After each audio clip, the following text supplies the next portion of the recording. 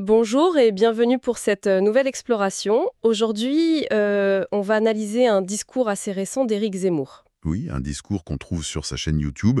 Ça a été prononcé à Orange, c'était pendant l'université d'été de Reconquête, son parti. D'accord. Donc c'est un moment important pour un parti, ce genre d'événement? Tout à fait, c'est la rentrée politique. Et là, clairement, il s'adresse à ses sympathisants, il fait un peu le bilan de l'année, il compare aussi la France aux États-Unis de Trump, enfin, selon sa propre lecture, bien sûr. Et il dessine les perspectives pour son mouvement, j'imagine. Les élections municipales, peut-être? Exactement. Les municipales sont en ligne de mire dans ce discours, il trace les lignes pour l'avenir. Bon, alors, notre objectif ici, soyons clairs, c'est vraiment de décortiquer ce discours-là spécifiquement. Qu'est-ce qu'il dit? Quels sont les thèmes, les arguments principaux? Quelle vision il exprime? Voilà. Comprendre le message tel qu'il est formulé. Et point très important, on va essayer de rester neutre, de présenter le contenu de façon informative. Le but n'est pas de soutenir ou de critiquer les idées, mais de comprendre ce qui est dit. C'est exactement ça. Alors, si on rentre dans le vif, Zemmour commence par une critique assez dure de la politique française récente, surtout des premiers ministres. Il cible Michel Barnier pour commencer, celui qui a été nommé début septembre et qui est resté 3 mois, c'est ça? Oui, 3 mois à Matignon, Zemmour le dépeint comme un technocrate, sans vraie base populaire selon ses mots. Il lui reproche surtout de n'avoir pas tenu ses promesses. Sur les dépenses publiques notamment. Oui, la baisse des dépenses, l'assainissement des comptes, tout ça. Il utilise même le mot stage pour parler de son passage à Matignon. Un stage, quoi. Et il conclut que son héritage est inexistant. Rien à signaler, c'est son expression. Et il ajoute une pique sur sa retraite, qu'il chiffre à 28 000 € par mois, en disant que c'est cher payé pour un bilan nul. Le ton est très sarcastique. On sent bien la volonté de décrédibiliser. Et après Barnier, il passe à François Bayrou. Dans la foulée, oui. Et les reproches, ils se ressemblent un peu. Il parle d'inertie centriste. Pour lui, Bayrou, c'est le même en plus rond. L'inaction encore. Voilà. Il l'accuse d'avoir coupé le moteur du pays. Le fameux plan d'économie. Dérisoire, mort-né, selon Zemmour. Et sa démission, comment il l'interprète? Comme une sorte de mise en scène, en harakiri calculée pour soigner sa sortie? Il a cette formule assez méprisante sur les centristes, des gouttes d'eau tiède. Ça résume bien son opinion. Mais au-delà des personnes, il y a une conclusion politique qu'il tire de tout ça, non? Ah oui, absolument. Ce n'est pas juste une attaque personnelle. Pour lui, tout ça, ça montre une impasse politique majeure. Il décrit un pays coupé en 3 blocs. Lesquels selon lui? Son bloc, la gauche radicale, et le centre macroniste probablement. C'est ça, on peut l'imaginer comme ça. 3 blocs incapables de s'entendre pour gouverner. Et donc face à cette situation bloquée, La solution, c'est quoi? pour Zemmour, il n'y en a qu'une. Démission de Macron, nouvelle élection présidentielle. Point. Il ne croit pas à la législative anticipée ou à un énième Premier ministre. Non, il rejette ça catégoriquement. Il pense que ça ne résoudrait rien. Il faut une remise à plat totale, selon lui. Il critique aussi la présidentielle de 2022, d'ailleurs. Oui, il dit qu'elle a été escamotée, détournée, faussée. Il accuse Macron d'avoir évité le débat de fond et il met en cause le contexte de la guerre en Ukraine qui aurait tout focalisé, empêchant de parler des vrais sujets pour la France. C'est une critique récurrente chez lui, ça, l'idée que les vrais débats sont évités. Exactement. Et pour appuyer cette idée d'une France bloquée, immobile, il construit un contraste très très fort avec les États-Unis. Ah oui, le parallèle avec Donald Trump, c'est un point important de son discours, semble-t-il, hein. Central même.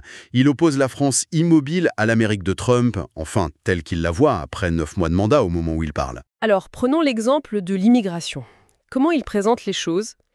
Il décrit une politique trumpienne extrêmement ferme. Contrôle des frontières quasi total, et il a cette image « seuls les oiseaux passent ». Des expulsions massives, une pression sur les pays d'origine pour qu'ils reprennent leurs ressortissants. Il va même plus loin, non?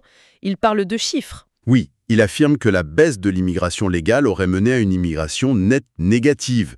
Il utilise le mot remigration, qui est un concept très marqué politiquement. Et il donne un chiffre, oui, un chiffre assez spectaculaire. Moins 1,5 million d'immigrés en moins d'1 an et demi. Bon, il faut vraiment souligner que ce sont ces chiffres, son interprétation dans ce discours précis. D'accord. Et ça, il le met en opposition directe avec la France. Comme opposition frontale, il critique le ministre de l'Intérieur français du moment, Bruno Retailleau, est cité en disant que ses chiffres d'entrée légale seraient pires que ceux de ses prédécesseurs. Il mentionne Castaner, mais ça semble plus logique que ce soit Darmanin ou un autre, non? Vu les dates. Oui, c'est probable. Le nom cité peut être une imprécision dans la retranscription ou le discours lui-même. Mais l'idée est là. Il avance une hausse de 137% des entrées légales.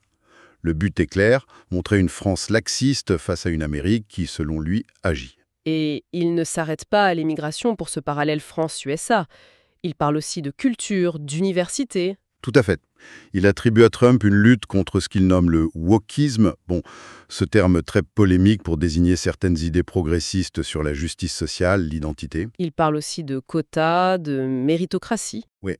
Il dit que Trump a supprimé les quotas, donc la discrimination positive, et restauré la méritocratie.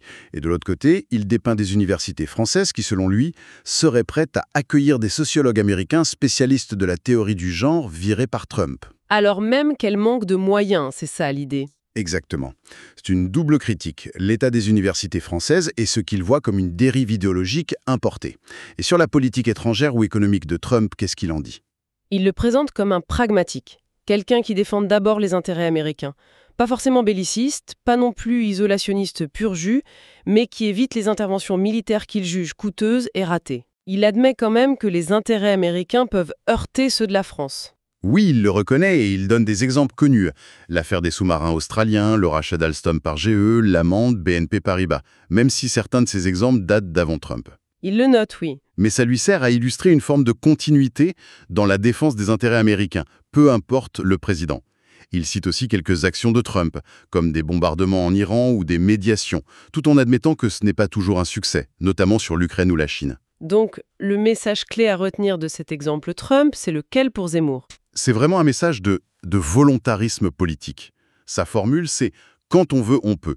Il insiste sur la détermination, le courage, la radicalité au sens d'aller à la racine des problèmes et rejeter les contraintes, juridiques, institutionnelles, surtout ça, oui. Mettre en avant ce qu'il appelle la volonté populaire contre les contraintes. Il parle même du retour du temps des hommes forts. Trump, c'est la preuve par l'exemple que c'est possible, si on a la volonté. D'accord. Après cette comparaison assez longue, il revient sur l'Europe, l'économie européenne. Oui, il s'attaque aux dirigeants européens, il les juge faibles, soumis face à ce Trump qu'il décrit comme déterminé. Il utilise des images pour ça. Oui, il décrit des photos, il parle des leaders européens au pied du bureau de Trump. Il cite Ursula von der Leyen. La présidente de la Commission européenne. Qu'est-ce qu'il lui reproche à elle spécifiquement? Il l'accuse de servir avant tout les intérêts allemands, surtout l'industrie automobile allemande. Et il a un exemple précis pour étayer ça? Oui, l'exemple des droits de douane négociés entre l'UE et les États-Unis. C'est assez technique, mais en gros... Comment il présente la négociation? Selon sa version. Au départ, le vin français, taxé à 0% aux USA. Les voitures européennes, surtout allemandes, taxées à 27%. Le résultat final, négocié par von der Leyen, selon lui, un taux unique de 15% pour tout le monde. Et son interprétation, c'est que von der Leyen a sacrifié le vin français pour obtenir une baisse de taxes sur les voitures allemandes. Voilà. Et pendant ce temps, il reproche à Macron d'être occupé à reconnaître la Palestine, donc d'être inactif sur ce dossier économique crucial. C'est une attaque multiple, anti-UE, anti-Allemagne, anti-Macron. Et ça l'amène à une critique plus large du modèle économique européen. Tout à fait. Il critique le libre-échange, la mondialisation heureuse, portée par ce qu'il appelle les technocrates de Bruxelles. Il trouve ça mauvais pour nos producteurs. Il cite les agriculteurs français. L'accord Mercosur, oui, ce sont ses exemples types. Et il oppose ça au modèle de Trump, qu'il qualifie, lui, positivement de protectionniste. Alors, quelle est l'alternative qu'il propose, lui? Le protectionnisme. Clairement. Il dit que ce n'est pas un gros mot. Il imagine de grandes zones commerciales Europe, Amérique, Asie, protégées par des tarifs douaniers. Et il critique l'approche actuelle de l'UE et de la France. Oui, il dit qu'on ouvre nos marchés à tout vent, mais qu'en même temps, on multiplie les normes et les taxes pour nos propres producteurs. Son idée, c'est libéral à l'intérieur, protégé vis-à-vis de l'extérieur. Un patriotisme économique, en somme. Ce qui nous amène logiquement à sa vision pour la France et le rôle qu'il voit pour son parti, Reconquête. Exactement. Et d'abord, il commence par un diagnostic assez sombre de la France. Au sens culturel, je pense, l'endoctrinement scolaire, l'insécurité, les Français sous-payés mais surtaxés, le divorce entre le peuple et les élites. Face à tout ça, il dit qu'il faut une direction claire. Oui, un cap, c'est ce qui manquerait cruellement, selon lui. Et l'État français lui-même est critiqué. Très durement. Il décrit une transformation négative. L'État qui était un bouclier, un protecteur, serait devenu un ennemi. Il oppose deux figures de l'État. Oui, l'État père autoritaire d'autrefois, il cite Richelieu, Colbert, Napoléon, De Gaulle, qui poussait à l'effort, à l'excellence, serait devenu un État nounou, Un État nounou, c'est-à-dire... qui infantilise, qui encourage la facilité, l'assistanat, dit-il.